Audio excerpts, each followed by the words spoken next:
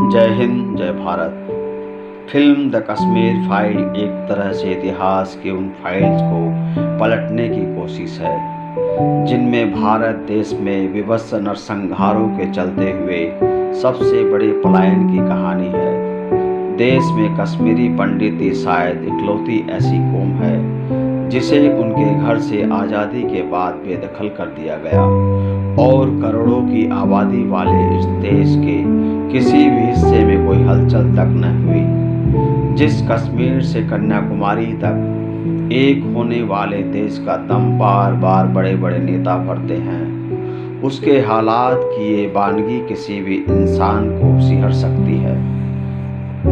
कोई 32 साल पहले शुरू होती है फिल्म की इस कहानी की शुरुआत एक ऐसे लम्हे से होती है जो क्रिकेट के बहाने एक बड़ी बात बोलती है। घाटी में जो कुछ हुआ वह दर्दनाक रहा, उसे पर्दे पर देखना और दर्दनाक है। आतंक का ये एक चेहरा जिसे पूरी दुनिया को दिखाना बहुत जरूरी है। कहानी कहने में इसके एक डॉक्यूमेंट्री बन जाने का भी खतरा था, लेकिन सच्चाई लाने के लिए खतरों से किसी को तो खेलना ही होगा। सिनेमा के लिहाज से ये फिल्म शिंडलर्स लिस्ट तक पहुंचने की कोशिश करती फिल्म है।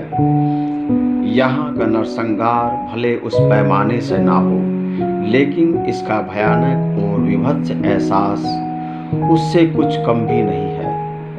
The film the Kashmir files पूरी तरह से विवेक अग्निहोत्री की फिल्म है। फिल्म की रिसर्च इतनी तगड़ी है कि एक बार फिल्म शुरू होती है तो दर्शक फिर उसके आखिर तक बाहर निकल नहीं पाते।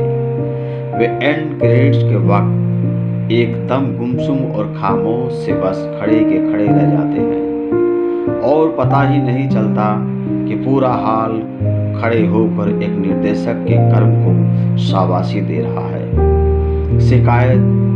शिकायत कुछ लोगों को ये हो सकती है कि फिल्म अपने विषय के हिसाब से कैनवास का विस्तार नहीं कर पा सकी और फिल्म को तकनीकी रूप से और बेहतर होना चाहिए था। लेकिन जिन हालात और जिस बजट में ये फिल्म बनी दिखती है, उसमें ऐसी कोई उम्मीद भी इस फिल्म से नहीं रखनी चाहिए। मौजूदा दौर में सिनेमा की कड़वी सच्चाई यही है कि एक तेलुगु फिल्म का हिंदी संस्करण में एक हिंदी फिल्म से ज़्यादा स्क्रीन पर दिखाया जा रहा है। फिल्म द कश्मीर फाइल को लेकर कहीं किसी तरह का शोर शराबा नहीं है, कहीं किसी तरह का हैशटैग रिलीज से पहले ट्रेंड करने में किसी बड़ी सेलिब्रिटी का सहयोग भी नहीं। यह फिल्म अपना प्रचार प्रसार अपने आप करती है। बतौर निर्देशक विवेक अग्निहोत्री ने इस फिल्म में जज्बात बोए हैं और एहसास काटे हैं। चिनार जैसे ऊंचे इम्तिहान में वह पूरे नंबरों के साथ पास हुए हैं, तो बस इसलिए कि उनके साथ कंधे से कंधा मिलाने वाले कलाकारों और तकनीशियनों की फिल्म के काबिल तारीफ काम किया है। फिल्म द कश्मीर फाइल को इसके कलाकारों की बेहतरीन अदाकारी के लिए भी देखा जाना चाहिए। अनुपम खेर अरसे बाद अपने पूरे रंग में दिखे हैं। वह पर्दे पर जब भी आते हैं दर्द का एक दरिया सा उफनता दिखाई देता है और दर्शकों को अपने साथ बहा ले जाता है। उनका अभिनय फिल्म में ऐसा है कि इसे देखने के बाद अगले साल का राष्ट्रीय फिल्म पुरस्कार उनके नाम होना ही बताता है।